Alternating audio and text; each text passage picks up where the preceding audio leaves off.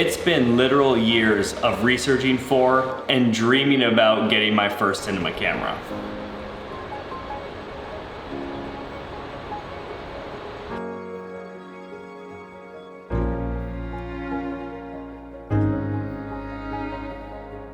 I've always wanted to get into the more serious video side of things. For the majority of my creative journey, I've been a photographer first. But as I got older, video became a necessity and then something I love to do. And in the beginning, it was all about making movies. I ended up making one movie for myself.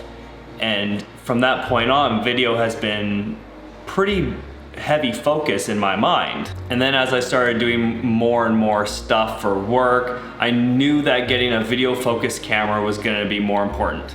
Now you're probably gonna be surprised with what I ended up choosing, but I have a couple of very solid reasons why I ended up going with it. Hey, I just wanna stop in and say thank you. This video isn't sponsored by any brand or any company. It's sponsored by you, the people that watch, the people that stay around and hang out and subscribe to my channel, and the people that buy my presets and my power grade. It means the world that there are people out there that want to actually watch my content, no matter what level I'm at and how rambly I get, but it makes a difference, and I love you for it. So I just wanted to say thank you. Back to the video. And without further ado, I ended up getting the Canon C70, Canon's first RF mount cinema camera. This camera is 6 years old. It came out in 2020. And unfortunately, I think it fell into the shadow of a lot of other cameras that came out at the time and didn't really get the light it deserved. Now you're probably asking yourself why I ended up picking up the C70 in 2026, especially with the insane range of video focused cameras that are available to us right now. The reason I ended up choosing this is based off a very specific list of whys that I laid out and things I wanted my first cinema camera to have. The first and biggest reason that I bought this is simply because of price. Now, because it's RF mount, I can already use the existing lenses that I have from my R5, which keeps costs down quite a bit. Now, I did buy this used, and that again kept the price down even more, and I got crazy accessories with it.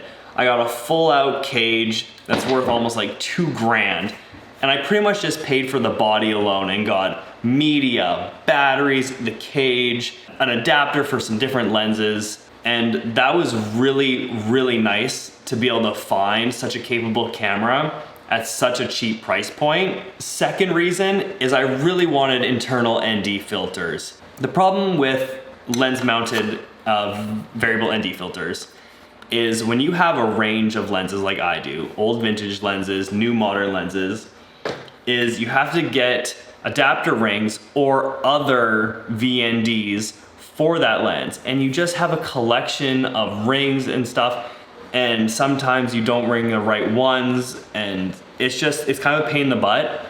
So whenever I shoot with my R5, I have to have those. And I only bring the two lenses that I know I have for the Peter McKinnon one specifically, so I don't have to bring my other cheaper ones, the VNDs. And then it's just like, I don't have the options I kind of want. It's kind of me being lazy in a way, but it is annoying. So I wanted internal NDs because now I can use any lens and just slap it on, and I have a way to compensate exposure built in internally. That's huge.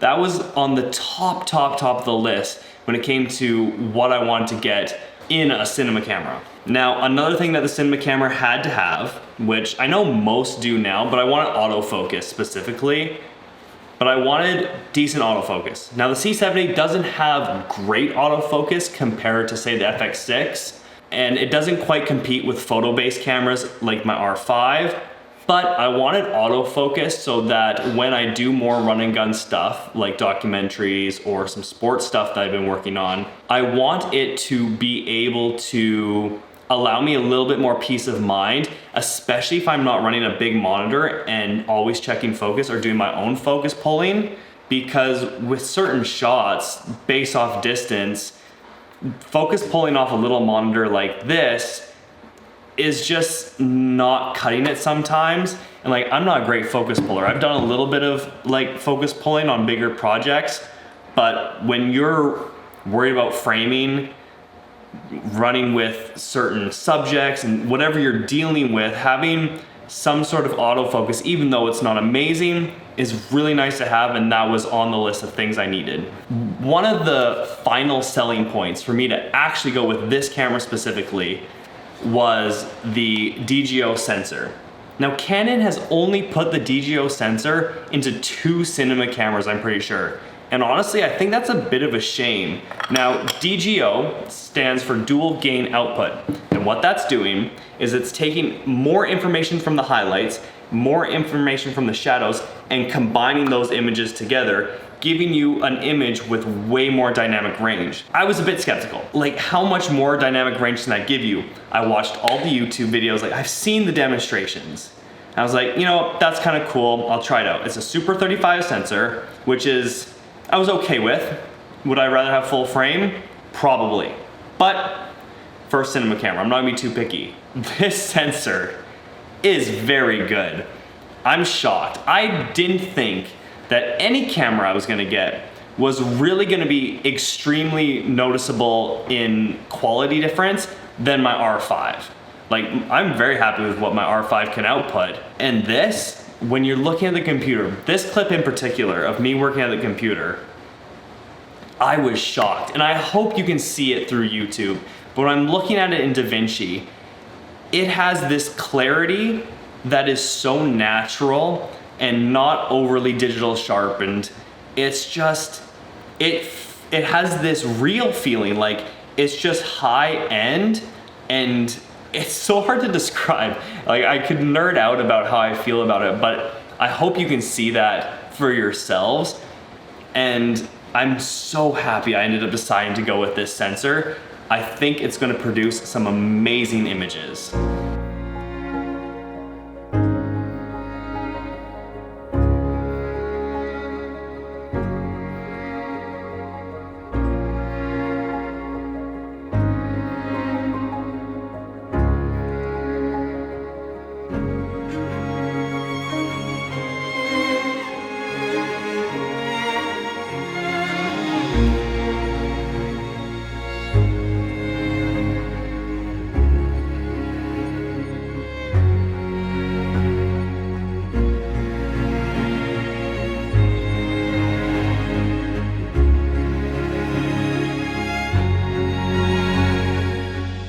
Without going over specs, because I don't want this to be a spec video. I don't want you to see me doing all these different tests pushing the sensor. There are people that do that way better than me.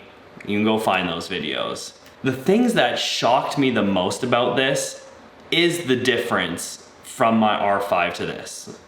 Like I said, it surprised me. I didn't think it was gonna be that far of a difference. I thought it was gonna be way closer, like minute. Like I was sure I was buying the other settings that I wanted, like built-in VNDs, the raw recording, like those things, and like XLR inputs.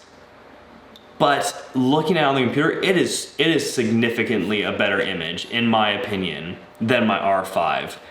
It shoots in C-Log 2, which is Canon's more dynamic range log profile. And just working with that rather than the C-Log 3 is amazing. People say C-Log 3 is more color friendly and like easier to work with. And honestly, I think it's actually easier to ruin the image of C-Log 3 than C-Log 2, because this just has more room to play with because it's so much flatter. It has way more dynamic range. So the image out of this was very, very surprising, pleasantly surprising. Like I said, I didn't think I was really paying or getting into a system that was gonna give me that image quality that like I really, really see in the next level of cameras. But the step from the R5 to this was significant. And a couple other things that I wanted in a camera that actually surprised me that the FX6 didn't have was this right here. This is the 3mm jack, at least I think it's whatever, an aux jack for normal microphones, like my shotgun microphone and my wireless mics. The FX6 doesn't have that. It only has XLRs off the top handle. And I do shoot social media content. I've shot social media content for brands. Having the wireless mics is kind of a must for me because of that style of work that I can get into and start doing. When it comes to the run and gun aspect of this camera, was really nice to have. And it's still got XLR inputs. They're just mini XLRs, which I'm totally okay with. Like, I'm not picky when it comes to that kind of stuff. So that was something that was kind of like, if I had gone with the FX6, I think I would have missed that a lot. And I know I'm comparing this to the FX6 a lot, and that's simply because that was like kind of what I was leaning more towards for the majority of time. But honestly, I wish I would have just pulled the trigger on this earlier. So that's why I ended up getting the C70. I think it's gonna be a great fit for me, and I can't wait to see what I'm able to make with it and how far it's gonna take me. That's it. Hope you enjoyed. See you in the next one. Peace.